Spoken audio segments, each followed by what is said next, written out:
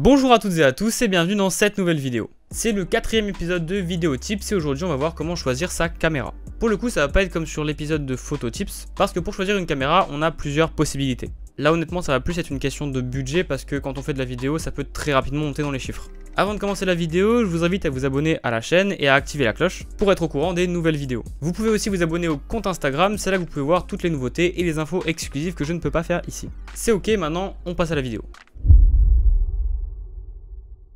Bon alors déjà on va avoir plusieurs possibilités comme pour choisir un appareil photo au final. Donc première option, vous pouvez opter pour un téléphone. Ça c'est plutôt pratique parce que globalement tout le monde en a un et même moi j'ai commencé avec ça. Et surtout aujourd'hui les performances des téléphones sont vraiment très impressionnantes. C'est un truc quand même vachement portable, il n'y a pas vraiment besoin d'installation. Ils sont quasiment tous stabilisés, ça filme même en RAW 4K 60 fps pour certains. Et en plus il y a plein d'applications pour exploiter complètement votre outil. Si on doit continuer sur les points positifs, on a vraiment de la chance aujourd'hui parce que c'est vraiment très développé. Et vous pouvez quasiment avoir un rig professionnel si vous achetez les accessoires pour. Comme par exemple les filtres ND ou polarisants qui sont vraiment très accessibles. Vous avez donc des objectifs très qualitatifs et des accessoires pour vraiment pouvoir vous prendre au sérieux. D'ailleurs même la stabilisation est vraiment très poussée avec les DJI Osmo Mobile. Donc en gros si je dois résumer, c'est vraiment incroyable pour commencer. Pour avoir commencé avec ça, franchement je recommande. C'est pas prise de tête et en plus si vous êtes sérieux ça peut vraiment bien rendre. Par contre, et ça j'insiste, jamais un téléphone aura le piqué d'un objectif professionnel ou encore la qualité d'un RAW de caméra de cinéma. Alors certes, vous allez avoir de belles images complètement exploitables, mais malheureusement, vous allez être bridé à un moment ou à un autre, parce que vous allez sûrement en avoir marre. Autre point négatif des téléphones, c'est l'obsolescence programmée. C'est absolument pas complotiste, vous pouvez d'ailleurs même le constater vous-même. Au fur et à mesure du temps, vous allez tout simplement perdre en qualité vidéo. Je ne parle vraiment pas d'une seule année d'utilisation, mais même, en vrai, on sait pas trop. Mais il se peut qu'au bout de quelques années d'utilisation, votre téléphone rende l'âme et du coup la qualité vidéo est absolument ignoble. Et d'ailleurs c'est complètement normal, c'est fait pour que vous en rachetiez un. Les composants vont tout simplement mourir et ça va vous brider encore plus et peut-être même vous dégoûter. C'est pour ça que je dis que c'est quand même bien pour commencer, mais passer à un boîtier c'est quand même la meilleure option à choisir. Et il y en a certains qui vous coûteront sûrement moins cher. Donc téléphone c'est super bien mais ça meurt vraiment trop vite parce que vous l'utilisez tous les jours et n'en prenez pas forcément soin. Après c'est pas pour autant que je recommande pas. C'est vraiment génial pour faire vos tests et c'est vraiment un bon outil de travail.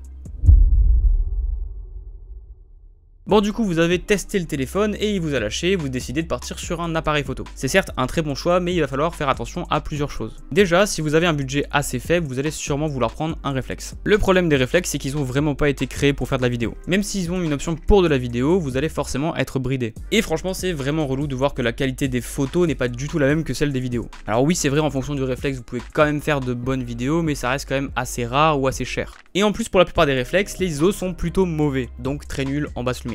Vous allez vraiment avoir beaucoup de bruit numérique et ça c'est vraiment pas joli. Donc réflexe bonne qualité photo mais faut pas oublier que c'est vraiment optimisé pour de la photo justement. Donc niveau vidéo ça reste plus ou moins bancal surtout si vous avez un petit budget, vous allez avoir tendance à partir sur des 4000D ou des 2000D de chez Canon. Mais déjà qui sont pas excellents pour la photo alors la vidéo c'est encore pire. Mais si vous n'avez toujours pas le budget pour acheter une caméra de cinéma genre par exemple une FX3, le bon compromis c'est l'hybride. Alors là pour le coup la majorité du contenu que vous regardez aujourd'hui est tourné avec ça. Et tout simplement parce que c'est censé être le meilleur rapport qualité-prix. On a des vraiment belles images avec des options plutôt intéressantes, du RAW, du log, des presets, etc. Là pour le coup vous pouvez vraiment y aller les yeux fermés. Après ça reste quand même plus cher qu'un réflexe dans la grande majorité des cas, et peut-être même plus cher qu'un téléphone. Alors vous êtes vraiment pas obligé d'acheter un A7 IV ou un R5, vraiment si vous n'avez pas le budget de toute façon c'est impossible. Mais vous pouvez prendre des plus petits modèles comme par exemple des Lumix. C'est vraiment une super prise en main pour commencer, par exemple les GH4 ou toute la gamme GH en fait. Par contre petit défaut chez Lumix et ça c'est assez généralisé, l'autofocus il est vrai et plutôt éclaté dans la plupart des cas. Donc si vous en avez vraiment rien à foutre, en vrai c'est cool, mais sinon c'est chiant.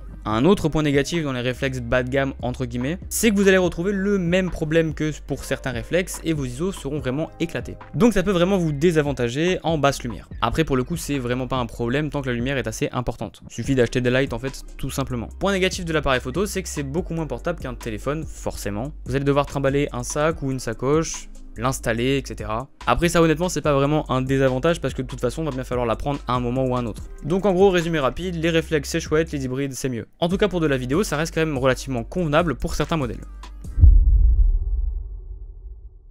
Passons maintenant au vif du sujet, les vraies caméras. Donc là c'est vraiment pour les plus gros budgets parce qu'il y en a c'est vraiment pas donné. Et en fait pour certaines c'est vraiment pas le prix du boîtier qui va faire mal, mais c'est surtout tous les accessoires qui vont aller dessus. Parce que c'est cool d'avoir un boîtier, mais si c'est pour avoir un boîtier nul ça sert à rien. Donc pour les caméras en soi il n'y a pas forcément beaucoup de choix parce qu'après on part sur des prix qui sont complètement hallucinants. Parce que c'est super cool si vous pouvez vous acheter une Red Raptor, mais c'est vraiment pas donné à tout le monde de pouvoir mettre 50K dans une caméra. Donc pour économiser des sous et la donner à une marque plutôt sympathique, je vous conseille d'aller toquer chez Blackmagic. Alors certes ils font des caméras qui sont relativement chères, on va pas se mentir, et en plus il faut 1 million d'accessoires avant que ça commence à ressembler à quelque chose.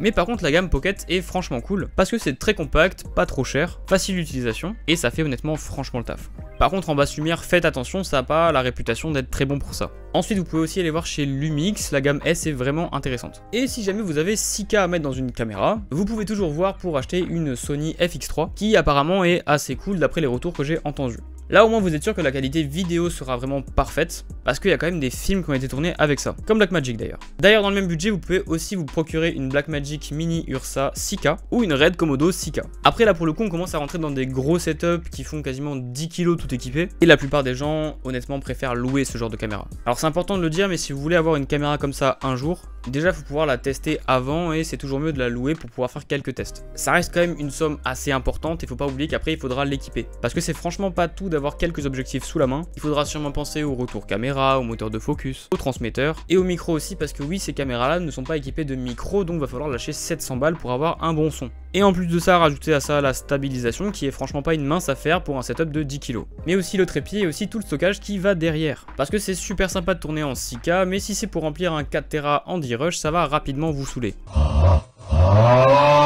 Donc en gros si vous voulez acheter une caméra, je vous conseille de partir sur un truc assez compact, modeste et avec une facilité de compatibilité. Parce que dans ce monde là, c'est pas forcément celui qui a la plus grosse, c'est celui qui arrive à s'en servir le mieux. Voilà, c'est déjà la fin de cette vidéo. Si elle vous a plu, n'hésitez pas à me le dire en commentaire. Vous pouvez liker cette vidéo pour plus de contenu comme ça et vous abonner à la chaîne pour en savoir plus sur l'audiovisuel.